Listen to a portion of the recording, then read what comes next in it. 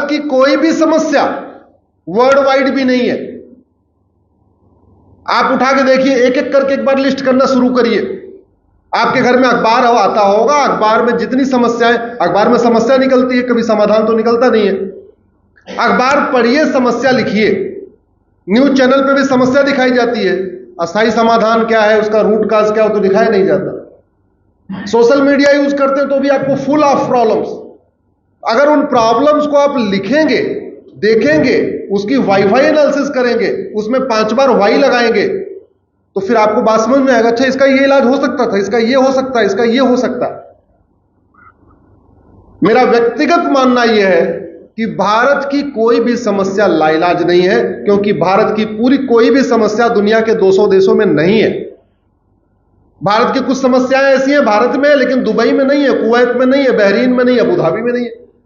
भारत की कुछ समस्याएं ऐसी भी हैं जो दिल्ली में तो है, लेकिन सिंगापुर में नहीं है, जापान में नहीं है, अमेरिका में नहीं है। बस दिक्कत केवल यही हो रही है, समस्या की बात हो रही है, मूल कारण क्या है, अस्थायी समाधान क्या है, इस पे चिंतन नहीं हो रहा है।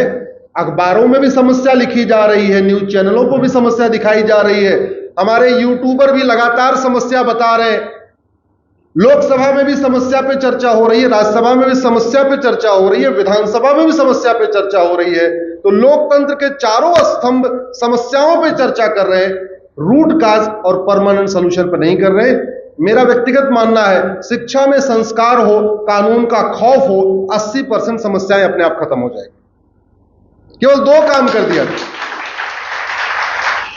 शिक्षा में संस्कार हो, कानून का खौफ हो, घूसखोरी, कमीशनखोरी, दलाली, कटमनी, तोलाबाजी, हवालाबाजी खत्म हो जाएगी। शिक्षा में संस्कार हो, कानून का खौफ हो, मिलावटखोरी, नशा तस्करी, मानव तस्करी, सोना तस्करी, काला बाजारी खत्म हो जाएगी। शिक्षा में संस्कार हो, कानून का खौफ हो, तो खान पान की वस्तुओं पे थूकना, पेशाब करना, मलमूत्र मिलाना बंद हो जाएगा। शिक्षा में संस्कार हो और कानून का खौफ हो, तो सड़क के किनारे अवैध निर्माण करना बंद हो जाएगा। 2 ही काम करना है जिसमें 75 वर्षों में काम नहीं हुआ। और कानून का खौफ कैसे पैदा होगा? जब हमारा कानून कठोर होगा और सजा 6 महीने साल भर के अंदर मिलना शुरू हो। कल एक बड़े सज्जन बुजुर्ग रिटायर्ड आदमी सुप्रीम कोर्ट में पीआईएल फाइल किए थे, और जब चीफ जस्टिस ऑफ इंडिया की कोर्ट में सुनवाई चल रही थी तो मैं भी पीछे बैठा हुआ था, मेरा दूसरा मैटर था, मैं भी वेट कर रहा था। आई थिंक उनका आइटम 10 या 11 था, मेरा आइटम 16 था, तो मैं भी वेट कर रहा था बैठ। उनका यह कहना था, साहब ऐसी व्यवस्था कर दीजिए कि सुप्रीम कोर्ट के केस 1 साल में डिसाइड हो जाए, हाई कोर्ट में केस 1 साल में डिसाइड हो जाए, और डिस्ट्रिक्ट कोर्ट में केस 1 साल में डिसाइड हो जाए। वो चाह रहे थे टोटल जो है मैक्सिमम जो चले कोई भी केस, वो कितना चले, 3 साल। और वो आज अखबारों में छपा भी है। माननीय चीफ जस्टिस ऑफ इंडिया साहब ने कहा कि ऐसा असंभव है। मैं आज इस लक्ष्मी नारायण मंदिर की पवित्र भूमि से कहता हूं, 1 साल तो छोड़िए, 6-6 महीने के अंदर केस डिसाइड होना शुरू हो जाएंगे। 6-6 महीने किसकी गारंटी मैं लेता हूं। अरे आप झूठी शिकायत को गंभीर अपराध घोषित तो करो, झूठे एफआईआर को गंभीर अपराध घोषित तो करो, झूठे हलफनामा को गंभीर अपराध घोषित तो करो, झूठी गवाही को गंभीर अपराध घोषित तो करो, झूठे एफिडेविट को गंभीर अपराध तो घोषित करो, और झूठ पकड़ने के लिए नार्को पॉलीग्राफ ब्रेन मैपिंग कानून तो बनाओ। मैं गारंटी के साथ कहता हूं, साल भर तो ज्यादा होता है, 6-6 महीने के अंदर मुकदमे खत्म हो जाएंगे।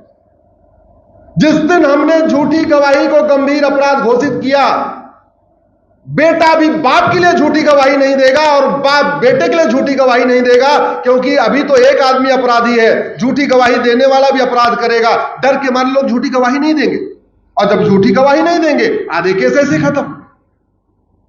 आज जो 5 करोड़ केस चल रहे, मैं आज रिपीट कर रहा हूं यहां से, ये 5 करोड़ में से 2.5 करोड़ केस अपने आप विड्रॉ हो जाए, केवल झूठी शिकायत गंभीर अपराध हो जाए, झूठी जांच गंभीर अपराध हो जाए, झूठा एफआईआर गंभीर अपराध हो जाए, झूठी गवाही गंभीर अपराध हो जाए, झूठा एफिडेविट गंभीर अपराध हो जाए, चीटिंग, फ्रॉड, फोर्जरी और बर्जरी गंभीर अपराध हो जाए, 50% केस अपने आप बाहर हो जाएंगे। मुकदमे इसलिए चलते हैं क्योंकि दबंग को पता है कि मैं ये गरीब की जमीन कब्जा कर लूंगा, इसको 50 साल तक लड़ाता रहूंगा, 50 साल इसकी जमीन पे मैं फसल उगाऊंगा, व्यापार करूंगा, और 50 साल के बाद हार भी गया तो कुछ नहीं होगा, इसकी जमीन इसको लौटा दूंगा। यही तो होगा। दुनिया के कई देशों में हारी हुई पार्टी को जीते हुए पार्टी के मुकदमे का खर्चा उठाना पड़ता है। जो पार्टी हार गई, जज साहब कहते हैं जीता हुआ पार्टी इतने साल झेला है, इसका इतना खर्चा आया है, इसकी वकील की फीस ये हारी हुई पार्टी देगा। ये प्रावधान है। और बाकी तो छोड़ो, जिनके जुडिशियल सिस्टम को हमने नकल मारी है, ये प्रावधान वहां भी है, ब्रिटेन में है। ये दुनिया के कई देशों में झूठी शिकायत, झूठी गवाही, ये 10 से 20 साल की सजा होती है इसमें। हमने बनाया नहीं, हमने बनाना तो छोड़िए, जज को यह पावर नहीं है कि वो झूठ का कॉग्निजेंस ले ले। यह आपको आश्चर्य लग रहा होगा कि आपको लगता होगा ये कैसे, ऐसा है।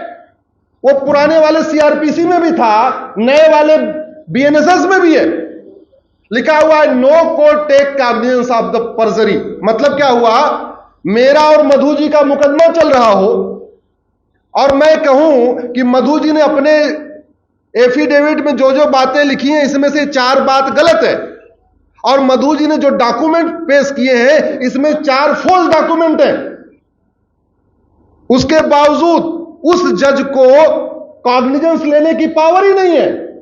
अगर वो जज सेटिस्फाई हो जाए कि हां ये जो मधु जी ने डॉक्यूमेंट लिया, अरे भाई मधु जी आप ऐसे आप नहीं करती, मैं आपकी बात नहीं कर रहा हूं। अगर जज सेटिस्फाई भी हो जाए कि जो डॉक्यूमेंट है इसका आधार फर्जी है, राशन कार्ड फर्जी है, ड्राइविंग लाइसेंस फर्जी है, बर्थ सर्टिफिकेट फर्जी है, वोटर आईडी फर्जी है, जो भी डॉक्यूमेंट फर्जी है, तो उस जज को शिकायतकर्ता बनना पड़ेगा। और किसके सामने शिकायतकर्ता बनना पड़ेगा? बगल वाले जज के यहां।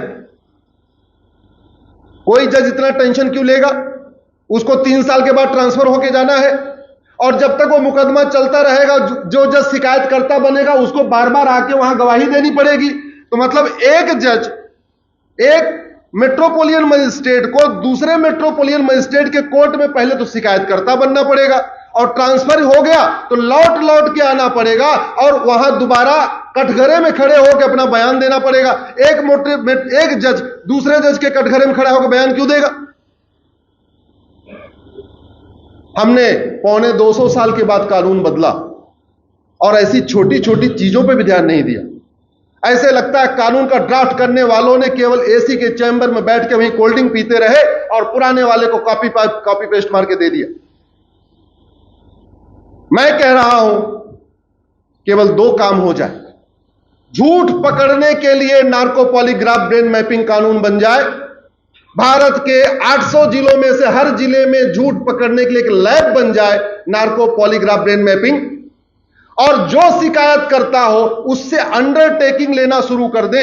जैसे कोई थाने आए एफआईआर करने, उससे अंडरटेकिंग ले ले कि जो बातें मैं कह रहा हूं ये सब सत्य है, और जरूरत पड़ने पे इसके लिए मैं अपना नार्को पॉलीग्राफ ब्रेन मैपिंग करा लूंगा। जैसे केस को जांच हो, जांच करता जो हो वो सब इंस्पेक्टर जो भी जांच करता हो उससे अंडरटेकिंग ले लिया जाए, इस मुकदमे की हमने पूरी जांच कर लिया है और जांच में जो जो पाया ये सब सत्य है, और जरूरत पड़ी तो इसके लिए मैं अपना भी टेस्ट कराने के लिए तैयार हूं। जो गवाह आए, गवाही से पहले उससे अंडरटेकिंग ले लिया जाए, जो मैं गवाही देने जा रहा हूं ये सब सत्य है और इसको चाहिए तो इसके लिए मैं अपना टेस्ट कराने के लिए तैयार हूं। झूठे गवाह भी भाग जाएंगे, झूठी शिकायत भी कम हो जाएगी, झूठे एफआईआर भी कम हो जाएंगे, और 50% मुकदमे अपने आप खत्म हो जाएंगे। और फिर प्राचीन जो हमारा सतयुग हुआ करता था, जैसे फटाफट सजा होती थी, फटाफट दंड मिलता था, वो व्यवस्था आ सकती है। अगर आपको घुसपैठ रोकना है तो केवल घुसपैठियों के खिलाफ कठोर कानून नहीं बनाना पड़ेगा, बल्कि भ्रष्टाचार के खिलाफ भी कठोर कानून बनाना पड़ेगा। जब आप भ्रष्टाचारियों को टांगना शुरू करेंगे, 2-4 भ्रष्टाचारियों को फांसी पे और 2-4 घुसपैठियों को फांसी पे चढ़ाएंगे या आजीवन कारावास देंगे, मैं कहता हूं 80% घुसपैठिए डर के मारे खुद ही भाग जाएंगे। बाकी जब 20% बचेंगे तो उनको पुलिस ढूंढ लेगी। हमने राफेल बना रखा है, खरीदा है, राफेल चलाया क्या? हमने अग्नि बनाया, ब्रह्मोस बनाया, परमाणु बम बनाया, चलाया क्या? किस लिए बनाया है? डराने के लिए। ऐसे जो कानून बनाए जाते हैं, खतरनाक कानून, कठोर कानून, जो सिंगापुर बनाता है, जापान बनाता है या बाकी देश करते हैं, किस लिए? खौफ पैदा करने के लिए। हमारे यहां आया आना नहीं, गलत काम मत करना, करोगे तो टांग दे। सारी बातों पे चर्चा होती है, लेकिन इस पे नहीं। मैं आपसे अच्छा एक चीज आप बताओ, घुसपैठ राष्ट्र की सुरक्षा के लिए खतरा है नहीं? जोर से बोलिए जरा, जोर से बोलिए जरा। घुसपैठ देश की एकता अखंडता के लिए खतरा है कि नहीं? घुसपैठ हमारे लिए देशद्रोह है कि नहीं? घुसपैठ एक ऑर्गेनाइज क्राइम है कि नहीं? जो राष्ट्र की सुरक्षा के लिए खतरा हो, उसके लिए हमारे पास ऑलरेडी एक कानून है, एनएसए, लेकिन पुलिस लगाती नहीं है। जो देश की एकता अखंडता के लिए खतरा हो, उसके लिए हमारे पास एक कानून है, यूएपीए, लेकिन पुलिस लगाती नहीं है। घुसपैठ एक वेजिंग वॉर है। अरे 5000 घुसपैठिए गए, उन्होंने 90% पारसी पॉपुलेटेड पर्शिया को ईरान बना दिया, जहां 90% पारसी थे। हमारे यहां तो 5 करोड़ आ चुके हैं। और वेजिंग वॉर की धारा है भारत में, लेकिन घुसपैठियों पे वेजिंग वॉर लगाते ही नहीं। घुसपैठ एक ऑर्गेनाइज क्राइम है, पूरा सिंडिकेट है। एक व्यक्ति बॉर्डर से अंदर कराता है, दूसरा व्यक्ति उनको बस में बैठा के उनको इधर लाता है, तीसरा उनका आधार बनवाएगा, एक उनका वोटर आईडी बनवाएगा, एक उनका राशन कार्ड बनवाएगा, एक पूरा डॉक्यूमेंट तैयार कराएगा। इससे बड़ा ऑर्गेनाइज क्राइम क्या हो सकता है? और वो किस लिए करता है? क्योंकि उसको 50,000 रुपए पर पर्सन घुसपैठियों को अंदर लाने के लिए मिलता है। पैकेज है पूरा। भाई ड्राइवर की नौकरी करेगा तो दीदी वो 20,000 रुपए महीने कमाएगा। इंजीनियर बन गया, मैनेजर बन गया तो महीने में कितना कमाएगा? 50,000 रुपए। लेकिन अगर वो घुसपैठियों को बॉर्डर से अंदर लाना काम शुरू कर दे, वो महीने में 5 से 6 लाख रुपए कमाएगा, क्योंकि उसको पर पर्सन 50,000 मिल रहा। 50,000 में 25,000 रुपए खर्च भी होगा सब डॉक्यूमेंट बनवाने पे, तो 25,000 तो बचा। अगर उसने महीने में ज्यादा नहीं 20-30 घुसपैठियों को अंदर करा के सेटल कर दिया, गुजरात में सेटल कर दिया, कश्मीर में कर दिया, जंगलों में कर दिया, हिमाचल प्रदेश में कर दिया, उत्तराखंड में कर दिया, उसका 4-5 लाख रुपए काम हो गए। जब तक ये फंडिंग नहीं बंद होगी, चाहे वो हवाला की फंडिंग हो या एफसीआरए की फंडिंग, तब तक घुसपैठ नहीं रुकेगी। जब तक भ्रष्टाचार नहीं बंद होगा, तब तक घुसपैठ नहीं रुकेगी। और घुसपैठ नहीं रुकी तो मैंने आपको कहा था 5,000 घुसपैठियों ने पर्शिया को ईरान बना दिया था। हमारे देश में तो 5 करोड़। हम घुसपैठियों को खिलाफ, जिस दिन घुसपैठियों और उनके मददगारों के खिलाफ एनएसए लगाना शुरू कर देंगे, यूएपीए लगाना शुरू कर देंगे, वेजिंग वॉर की धारा लगाना शुरू कर देंगे, देशद्रोह की धारा लगाना शुरू कर देंगे, गैंगस्टर एक्ट लगाना शुरू कर देंगे, उस दिन घुसपैठियों पे आना कम से कम बंद हो जाएगा और धीरे धीरे भागना भी शुरू हो जाएगा। हमारी डेमोग्राफी बदलने का जो दूसरा सबसे बड़ा कारण धर्मांतरण। धर्मांतरण सबसे ज्यादा प्रॉफिटेबल बिजनेस। 1 लाख रुपए मिलता है एक व्यक्ति को कन्वर्ट कराने का। फंडिंग कैसे? या तो एफसीआरए के जरिए या तो हवाला के जरिए। और फंडिंग भारत के अंदर जनरेट हो रही है कैसे? ड्रग स्मगलिंग के जरिए। जो ड्रग स्मगलिंग का पैसा जनरेट हो रहा है, ये बहुत बड़ी मात्रा में, मतलब हिंदुओं को नशेड़ी बना के हिंदुओं के घर का पैसा लेके गरीब हिंदू कन्वर्ट किया जा रहा है। अमीर घर के बच्चों को नशेड़ी बनाया जा रहा है, उनके घर से पैसा लिया जा रहा है और गरीब हिंदुओं को कन्वर्ट किया जा रहा है। मेरी तो 200 से के आसपास पीआईएल है। जो सबसे ज्यादा जो दिन 2 पीआईएल पे मुझे विरोध का सामना करना पड़ता है आज भी, वो है घुसपैठ और धर्मांतरण। मैंने धर्मांतरण के लिए पीआईएल फाइल किया तो टूट पड़े लोग हमारे ऊपर। ये गलत है, ये गलत है, ये झूठा है, ये पैरा झूठा, ये पैरा झूठा। अरे हमने कहा जांच तो होने दो। और आपको एक चीज बता दूं, कन्वर्ट करने के लिए किडनैपिंग होती है भारत में। शायद आपको आश्चर्य लगेगा। उड़ीसा, असम, बिहार, झारखंड और बंगाल, इन 5 राज्यों के लगभग 60,000 बच्चे गायब हुए, होते रहे। गरीब बच्चे होते थे जो काम करते हैं, ये अपना मिस्त्री उस्त्री का काम करते हैं, इस तरह ट्राइबल्स, वो बेचारे जाते थे, पुलिस को शिकायत करते थे, बच्चा गायब हो गया। बात आई गई हो, माता पिता साल 2 साल रोते थे, बच्चा गायब। वो सारे बच्चे इन 5 राज्यों के उठा उठा के ले जाए गए केरल। केरल में हाई कोर्ट में एक एडवोकेट है, हमारे मित्र हैं, उनको खबर लगी कि केरल में नॉर्थ इंडिया से बच्चे लाए जा रहे हैं, यतीम खानों में रखे जा रहे हैं, उनका खतना हो रहा है और खतना कर करके उनका नाम बदल के उनको बाकायदा मुस्लिम बनाया जा रहा है। उन्होंने पीआईएल फाइल किया केरल हाई कोर्ट में कि इसकी सीबीआई जांच होनी चाहिए। जस्टिस अशोक भूषण, जो राम मंदिर वाले जजमेंट में भी एक जज थे, वो उस समय केरल हाई कोर्ट के चीफ जस्टिस थे। उन्होंने सीबीआई जांच का ऑर्डर कर दिया कि भाई सीबीआई जांच करो, ये 60,000 बच्चे कैसे आ गए पिछले 3-4 साल के अंदर। उस सीबीआई जांच का ऑर्डर का विरोध करने के लिए केवल मुस्लिम संगठन केरल के नहीं आए, केरल की सरकार आई, सुप्रीम कोर्ट, ये सीबीआई जांच बंद करा दीजिए, हम पुलिस जांच करेगी। फिलहाल सुप्रीम कोर्ट ने रोक नहीं लगाई, मामला आज भी सुप्रीम कोर्ट में है, लेकिन अभी तक वो सीबीआई जांच की रिपोर्ट पब्लिश नहीं हुई। दुर्भाग्य ये 2017 से सीबीआई जांच चल रही है, 2024 आ चुका है।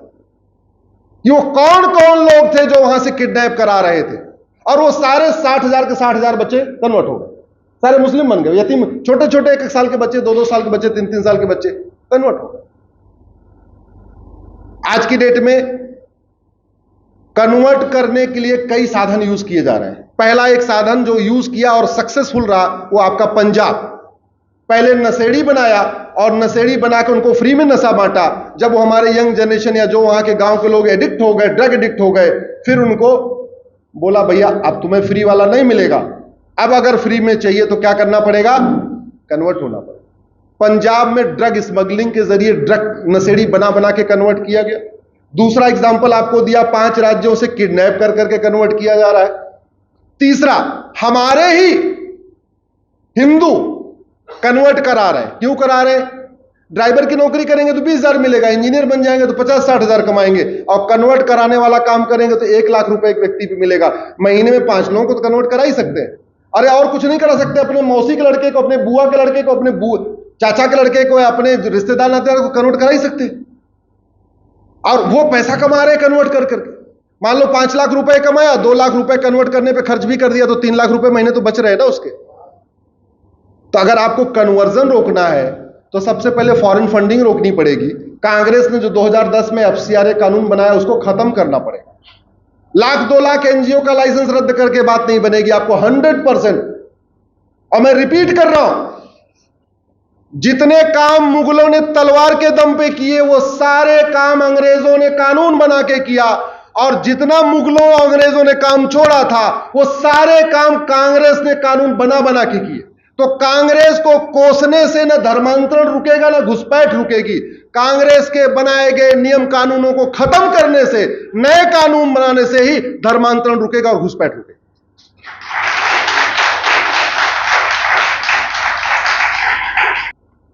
कल मुझे बहुत तकलीफ हुई जब माननीय चीफ जस्टिस ऑफ इंडिया साहब ने कहा कि हम तो नहीं कर सकते। उन्होंने हाथ खड़े कर दिए। भारत के संविधान ने सुप्रीम कोर्ट को अनलिमिटेड पावर दिया, जबरदस्त पावर दिया है। दुनिया का सबसे शक्तिशाली सुप्रीम कोर्ट भारत का सुप्रीम कोर्ट है। आर्टिकल 142 जैसा प्रावधान दुनिया के किसी संविधान में है ही नहीं है, जहां सुप्रीम कोर्ट की इतनी पावर दी गई है कि वो संसद का बनाया हुआ कानून खत्म कर दे, राज्यों का बनाया हुआ कानून खत्म कर दे, और जरूरत पड़ने पे कंप्लीट जस्टिस करने के लिए, राइट टू जस्टिस को इंश्योर करने के लिए जो डायरेक्शन पास करना चाहे पास कर दे। जब वो केस आया तो मुझे लगा कि शायद आज इस मामले में देश की सभी राज्य सरकारों को नोटिस होगा कि भाई justice with in year possible है कि नहीं है। दुर्भाग्य, हाथ खड़े कर दिए। और नतीजा क्या हो रहा है? भारत में घुसपैठ इसलिए होती है कि कानून सड़ा हुआ है और घुसपैठियों को सजा नहीं मिलती। भारत में सड़क के किनारे अवैध निर्माण इसलिए होता है क्योंकि कानून सड़ा हुआ है और अवैध निर्माण करने वालों को सजा नहीं मिलती। भारत में ड्रग स्मगलिंग के जरिए हमारी यंग जनरेशन को बर्बाद किया जा रहा है, और वो इसलिए हो रहा है क्योंकि ड्रग स्मगलिंग का कानून हमारा सड़ा हुआ है और सजा नहीं मिलती। गूगल करके देख लेना, सिंगापुर में एक व्यक्ति के पास 900 ग्राम गांजा मिला था, 6 महीने के अंदर उठा के उसको फांसी दे दिया। अब किसी की हिम्मत है सिंगापुर में गांजा लेके घूमने की? हमारे medical college, engineering college, university, जितने भी कॉलेज हैं, बड़े प्लान्ड वे में हिंदुओं के बच्चों को बर्बाद करने के लिए वहां पे ड्रग की सप्लाई हो रही है। और ये क्यों चल रहा है? क्योंकि न तो कठोर कानून है और जो सड़ा हुआ है भी उसमें भी सजा नहीं हो रही। इसलिए मैं कई बार कहता हूं, भारत की आधी समस्याओं के लिए हमारी सड़ी हुई पुलिस व्यवस्था, सड़ी हुई न्यायिक व्यवस्था और सड़ी हुई प्रशासनिक व्यवस्था जिम्मेदार है। भारत की 50% समस्याओं के लिए यह सुप्रीम कोर्ट जिम्मेदार है, जिसने आज तक justice with in year, justice for all पे कभी कॉग्निजेंस नहीं लिया। दुनिया भर के केसेस पे सुओ मोटो लिया, लेकिन आज तक जस्टिस विद इन ईयर पे सुओ मोटो नहीं लिया। आज मैं रिक्वेस्ट करता हूं, माननीय सुप्रीम कोर्ट एक जस्टिस विद इन ईयर पे सुओ मोटो ले ले। देश के सारे डीजीपी से पूछे, सारे चीफ सेक्रेटरी से पूछे, जितने एडवोकेट जनरल हैं उनसे पूछे, अटॉर्नी जनरल से पूछे, सॉलिसिटर जनरल से पूछे, ये पॉसिबल है कि नहीं है। मैं कहता हूं 1 साल तो ज्यादा है, 6 महीने में सजा हो सकती है। और इस सड़ी हुई न्यायिक व्यवस्था का परिणाम है कि भारत में इस समय 6 करोड़ घुसपैठिए रह रहे हैं। यह सड़ी हुई न्यायिक व्यवस्था का परिणाम है कि भारत में प्रतिदिन 10,000 हिंदुओं का धर्मांतरण हो रहा है, प्रतिदिन 10,000 हिंदुओं का कन्वर्जन हो रहा है। यह सड़ी हुई न्यायिक व्यवस्था का परिणाम है कि भारत में अश्लीलता बढ़ती चली जा रही है। सब कुछ समाज करेगा क्या? अरे सब कुछ समाज कर लेगा तो यह कार्यपालिका, न्यायपालिका, विधायिका ये किस काम के लिए है? सब कुछ समाज कर लेगा तो एक कलेक्टर, कप्तान, थानेदार, हवलदार ये किस काम के लिए? समाज का जागृत होना जरूरी है। लेकिन सब कुछ समाज कर लेता तो भगवान राम को यह नहीं कहना पड़ता भय बिन होय न प्रीत। अगर सब कुछ समाज कर लेता तो भगवान कृष्ण को यह नहीं कहना पड़ता सठे साठ्यम समाचरे। भारत की जितनी समस्याएं हैं इसमें से 50% समस्याओं का समाधान तो केवल और केवल अंग्रेजों की पुलिस व्यवस्था, अंग्रेजों की प्रशासनिक व्यवस्था, अंग्रेजों की न्यायिक व्यवस्था को बदल के किया जा सकता है, जस्टिस विद इन ईयर लागू करके किया जा सकता है।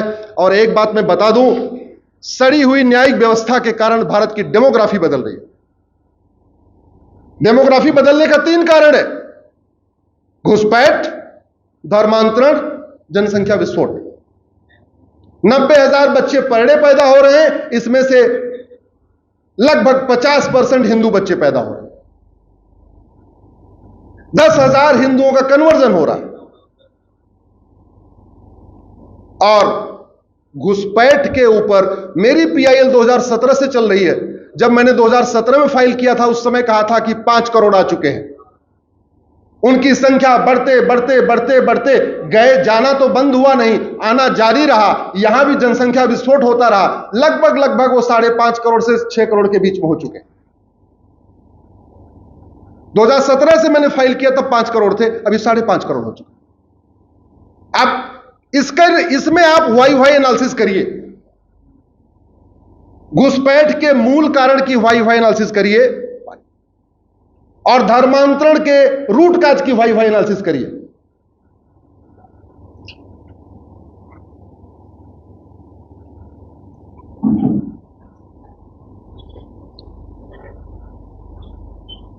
घुसपैठ होती क्यों है? 4,000 किलोमीटर की बाउंड्री खुली हुई है। घुसपैठियों को पता है कि भारत में 1946 वाला फॉरेनर एक्ट चल रहा है, जहां मैक्सिमम 3 साल की सजा होगी या जुर्माना होगा। हम 1946 का फॉरेनर एक्ट आज तक नहीं बदल पाए। अगर हमने एक कानून बनाया होता कि भारत में घुसपैठ करना गंभीर अपराध है, पकड़े जाने पे 10 से 20 साल की सजा होगी, और उसका बैनर बनवा के पूरे बांग्लादेश के बॉर्डर पे 1-1 किलोमीटर पे लगा दिया होता, जैसे हम घरों में लगाते हैं, सावधान रहें, यहां गेट पे बहुत खूंखार कुत्ता खड़ा हुआ है, लगाते हैं ना घर पे, सावधान रहें। आप सीसीटीवी के कैमरे की निगरानी में लगाते हैं कि नहीं लगाते? अल्ट्रासाउंड जहां टेस्टिंग होती है वहां लगाते हैं, यहां लिंग परीक्षण नहीं होता है, पकड़े जाने पे गंभीर सजा होगी, लगाते हैं ना? अगर हमने केवल इतना ही कर दिया होता कि भारत में घुसपैठ करना और घुसपैठियों की मदद करना, दोनों इंपॉर्टेंट, ध्यान रखिएगा, घुसपैठ करना और घुसपैठियों की मदद करना यह गंभीर अपराध है, पकड़े जाने पे दोनों को 10 से 20 साल सजा होगी। और इसके हर जगह पोस्टर लगा देते, बड़े बड़े जहां चौराहे हैं वहां लगा देते, पूरे बांग्लादेश के बॉर्डर पे लगा देते, तो कुछ तो खौफ पैदा होता। खौफ ही नहीं है, खौफ ही नहीं है। 2000 रुपए देके बॉर्डर से अंदर आते हैं, 2000 रुपए में हमारे ही लोग अपना ईमान बेच रहे हैं, घुसपैठियों को ले आ रहे हैं 2-2000 में। जिनकी ड्यूटी है घुसपैठियों को रोकने की, वो 2000 रुपए में घुसपैठियों को अंदर अलाउ कर देते। अंदर आता है घुसपैठिया, दलाल को पकड़ता है, कॉमन सर्विस सेंटर पे 2000 रुपए में आधार बनवा लेता है, 4000 दूसरे दलाल को पकड़ता है, 2000 रुपए में राशन कार्ड बनवा लेता है, 6000 दलाल को पकड़ता है, 2000 रुपए में बर्थ सर्टिफिकेट बनवा लेता है, 8000 दलाल को पकड़ता है, 2000 रुपए में मैक्सिमम। मैं दिल्ली और मुंबई का रेट बता रहा हूं, गांव में इससे कम है, सस्ता। मैं आपसे बिल्कुल एग्री कर रहा हूं, सस्ता है। दलाल को पकड़ता है और 2000 रुपए में वो डोमिसाइल सर्टिफिकेट यानी निवास प्रमाण पत्र बनवा लेता है। फिर दलाल को पकड़ता है, 3000 रुपए में ड्राइविंग लाइसेंस बनवा लेता है और जनधन खाता खोल लेता है, सारे सरकारी योजनाओं का लाभ लेता है, माइनॉरिटी अफेयर मिनिस्ट्री का लाभ लेता है, केंद्र सरकार की योजनाओं का, राज्य सरकार की योजनाओं का लाभ लेता है, मुफ्त में राशन लेता है, मुफ्त में मुद्रा लोन लेता है, मुफ्त में जो है मकान लेता है। इस बीच में कोई चुनाव आता है, हमारे यहां हर साल चुनाव होता है, एक साल वोटर पार्षद का होता है, एक साल प्रधान का होता है, एक साल विधानसभा का होता है, एक साल लोकसभा का। जैसे वोटर लिस्ट अपडेट होना शुरू होती है, किसी एक नेता के पास, वोट जीवी नोट जीवी गद्दार नेता के पास जाता है, कहता है हमारे पास 100 वोट है, हमारा नाम नहीं जुड़ा हुआ है, ये देख लो 6-6 डॉक्यूमेंट है, हमारा नाम जुड़वा दो, हम तुम्हें वोट दे देंगे। वो वोट जीवी नोट जीवी गद्दार नेता उनका वोटर आईडी में नाम जुड़वा देता है और वो भारत के नागरिक बन जाते हैं। ये खेल ऐसा कोई राज्य नहीं जहां नहीं हो रहा है। आपके दिल्ली के ऐसा कोई जिला नहीं है जहां यह खेल नहीं हो रहा है, ऐसी कोई विधानसभा है नहीं है जहां यह खेल नहीं हो रहा है, ऐसा कोई वार्ड नहीं है जहां यह खेल नहीं हो रहा है, ऐसी कोई लोकसभा है जहां वार्ड नहीं हो रहा है। और विश्वास नहीं है, आज मैं दिल्ली वालों से कहता हूं, दिल्ली में 7 लोकसभा है, वोटर आईडी हर चुनाव के पहले अपडेट होती है। जनगणना तो 10 साल पे होती है, लेकिन वोटर आईडी हर चुनाव के पहले अपडेट होती है। आज की 2024 की लोकसभा की वोटर लिस्ट को 1999 की वोटर लिस्ट से कंपेयर कर लो, केवल 25 साल पुरानी। हम 1950 की वोटर लिस्ट या 1960 की वोटर लिस्ट की बात नहीं कर रहे, मैं तो कह रहा हूं केवल 25 साल पुरानी वोटर लिस्ट को कंपेयर करके देख लो, तुम्हारे विधानसभा की डेमोग्राफी बदल गई है, तुम्हारे लोकसभा की डेमोग्राफी बदल गई है और तुम्हारे वार्ड की भी डेमोग्राफी बदल गई। मुगल क्या करने आए थे? आपको क्या लगता है? बिजनेस व्यापार करने आए थे? मुगल यहां पे केवल और केवल इस्लाम का प्रचार करने आए थे, धर्मांतरण कराने आए थे। यह दूसरा भी बहुत झूठ नैरेटिव है कि ईस्ट इंडिया कंपनी व्यापार करने आई थी। East India